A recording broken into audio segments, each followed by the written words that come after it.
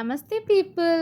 ఈరోజు మనం చేపల్ని వెంటాడి పులుసు పెట్టుకొని తినేద్దాం. ఏంటి వైలెన్స్ అనుకుంటున్నారా? ఏమీ లేదండి, మంచి నెల్లూరు చేపల పులుసు చేసుకుందాం. మీరు కనుక ఫస్ట్ టైం నా ఛానల్ని విజిట్ చేస్తుంటే ఈ వీడియో లాస్ట్ వరకు చూడండి. మీకు నచ్చితే ఖచ్చితంగా సబ్స్క్రైబ్ చేసుకోండి. సరే, ఇంకా మన నెల్లూరు చేపల పులుసు ఎలా చేసుకోవాలో చూసేద్దాం. మేము ఇక్కడ 1.5 kg ఫిష్ తీసుకున్నామండి. దీన్ని మంచిగా క్లీన్ చేసుకొని పక్కన పెట్టుకోవాలి. చేపల పులుసు వండడానికైనా తినడానికైనా చాలా ఓపిక కావాలి, కానీ నాకు అంత ఓపిక లేదు కాబట్టి ఈ రెసిపీని ఈరోజు నా హస్బెండ్ చేస్తున్నారు. ముందుగా ఫిష్ని మంచిగా మ్యారినేట్ చేసుకోవాలి. ఈ మ్యారినేషన్లోకి ఉప్పు, పసుపు, కారం, అల్లం వెల్లుల్లి పేస్ట్ అండ్ ధనియాల పొడి, అంతే.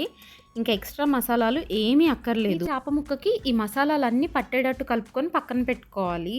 నెల్లూరు చేపల పులుసు అనగానే గుర్తొచ్చేది మామిడికాయ కదా. మామిడికాయలు లేని సీజన్లో ఏం చేయాలి?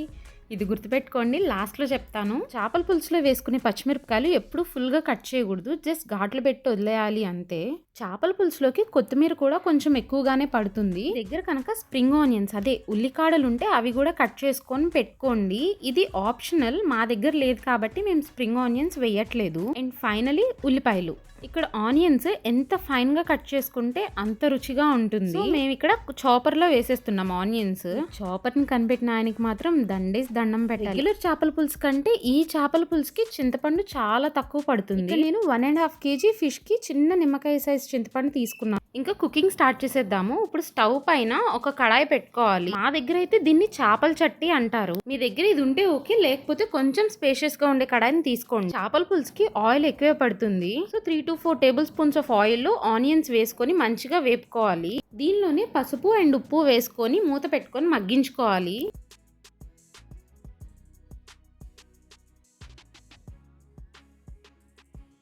ఈ లోపు ఒక ఆనియన్ అండ్ ఒక టమాటోని మిక్సీ పట్టుకొని పక్కన పెట్టుకోవాలి. ఆనియన్స్ ఒక 70% మగ్గాక మనం ముందుగా మిక్సీ పట్టి పెట్టుకున్న టమాటో అండ్ ఆనియన్ పేస్ట్ని దీనిలో యాడ్ చేసి కలుపుకొని మూత పెట్టుకోవాలి.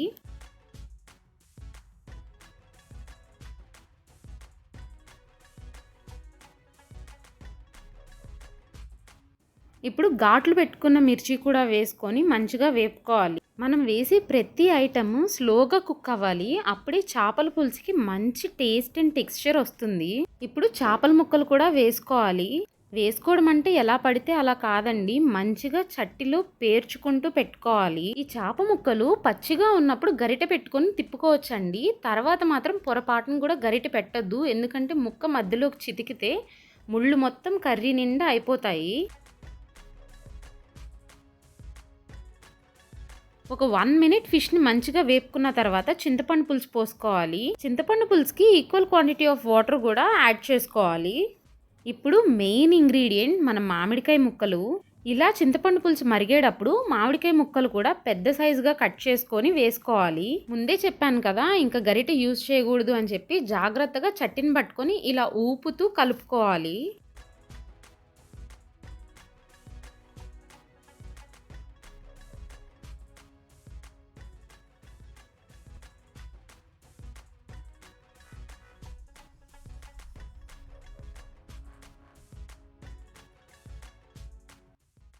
ఇప్పుడు కారం అండ్ కొత్తిమీర వేసుకోవాలి. ఈ స్టేజ్లోనే మీ దగ్గర స్ప్రింగ్ ఆనియన్స్ ఉంటే స్ప్రింగ్ ఆనియన్స్ కూడా ఇక్కడ యాడ్ చేసుకోవచ్చు. మేము కొంచెం కారం ఎక్కువ తింటాం కాబట్టి ఇక్కడ కారం కొంచెం ఎక్కువ వేసుకున్నాము. మీ టేస్ట్కి తగ్గట్టు ఇక్కడ అడ్జస్ట్ చేసుకోండి. నేను ముందు గుర్తుపెట్టుకోండి అని చెప్పాను కదా, మ్యాంగో సీజన్ కాకపోతే ఏం చేయాలి అని. ఇది హోమ్ మేడ్ మామిడికాయ పౌడర్ అండి. ఈ పౌడర్ ఉంటే ఎవ్రీ సీజన్ మామిడికాయ సీజన్ అన్నట్టే. పులుపు ఏమన్నా తగ్గితే ఈ పౌడర్ వేసుకొని అడ్జస్ట్ చేసుకోవచ్చు. లాస్ట్లో కొంచెం ధనియాల పొడి, ఇంకొంచెం కొత్తిమీర వేసుకుంటే మన స్టైల్ ఆఫ్ నెల్లూరు చేపల పులుసు రెడీ అయిపోతుంది.